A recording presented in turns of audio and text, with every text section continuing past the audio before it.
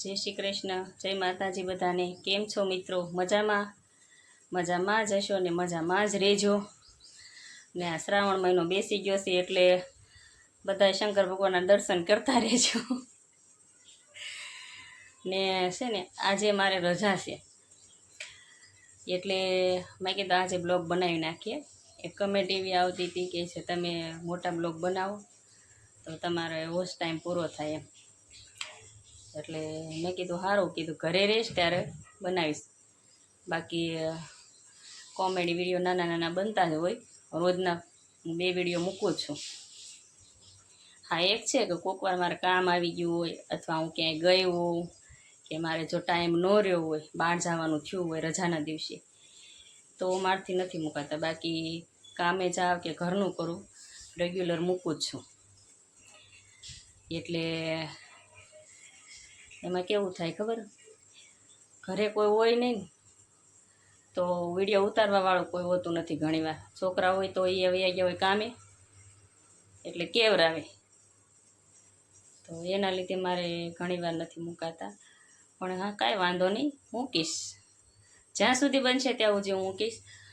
ને આજે મેં વિચાર કર્યો છે કે મારે બ્લોગ બનાવવાનો છે એટલે હું બ્લોગ બનાવું છું। તો ફેમિલી છે ને આજે જો કામ બધું કરીને નવરા થઈ ગયા, કચરા પોતા વાસણ અથવા તો કોઈ નાના મોટું બીજું વધારાનું કામ હોય એ ને નાહી ધોઈને ફ્રેશ થઈ ગયા। ને હવે છે ને આપણે રસોઈ લેવાની છે, વાગી ગયા છે 12, પણ મેં કીધું આપણે બ્લોગ શરૂ કરી દઈએ તો એટલા માટે। ને થોડુંક મને છે ને આજે તબિયતમાં કેવરાવે છે તો લીંબુનું પાણી કરીને હું પી જાઉં। મને ડૉક્ટર બીપીનો પ્રોબ્લેમ છે ને એટલે કીધેલું છે કે તમારે એવું લાગે તો લીંબુનું પાણી કરી પીવાનું। તો ચાલો મિત્રો મળીએ આગળ। ને જો મિત્રો, આ છે ને લીંબુનું શરબત કરું છું, તમારે પીવું હોય તો આવી જાઓ। બાકી જો આમાં છે ને ખાંડ ને એવું નાખ્યું, લીંબુ ને એવું, ને હજી થોડુંક લીંબુ નાખવાનું છે એટલે લીંબુ થોડુંક નાખી ને હલાવું। જોકે ખાટું ખાવાથી મને થોડો પ્રોબ્લેમ થાય છે, પણ તોય હું નાખું, કેમ કે પછી ચક્કર ચડ્યા હોય, આખી અંધારા આવે ને તો બીજું કામ ન થાય, કેમ કે મારા ઘરમાં કોઈ કામ કરવાવાળો બીજા લેડીઝ છે જ નહીં, એટલે મારે મારી સેફટી બહુ રાખવી પડે। એટલા માટે હું છે ને આવું ક્યારેક કાંઈક થાય ને તો ગ્લુકોઝનું પાણી અથવા લીંબુનું શરબત અથવા તો એવર યુઝ ગમે એ પી લો। અને જો આ છે ને બની ગયું છે, તમારે પીવું હોય તો આવી જાઓ। એવી થોડુંક પી ને પછી આપણે રસોઈને હાથમાં લેવાનું છે। રસોઈમાં આજે વિચાર કરું છું કે શું બનાવું, એટલે એ માટે હું કોઈક શાકવાળા આવે ને તો શાક લઈ આવું, પણ શાકવાળાનો હજી આજે અવાજ નથી આવ્યો કોઈનો। પછી કાંઈ ખબર નહીં કે હું કામમાં હોઉં ને શાકવાળા વહી જાય, અંદર ઓછો અવાજ આવે મારા ઘરમાં, ઉપલા માળે, હું બીજા માળે રહું ને એટલે કેવરાવે થોડુંક। પણ તોય જો શાકવાળા હમણાં આવે તો ઠીક, નહીંતર બટેટા પડ્યા છે ઘરમાં, આપણે બટેટા ડુંગળી લસણ એ તો હોય જ તે બધા લોકોના ઘરમાં, એટલે એવું કાંઈક વિચાર કરું છું।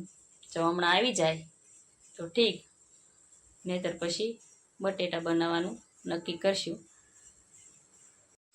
તો જો મિત્રો, ફાઇનલી શાકવાળા આવી ગયા નીચે ને શાક લઈ આવીશું। જો ભીંડો, પછી આમાં લાવી ટમેટા, મસાલો અને આ દૂધી।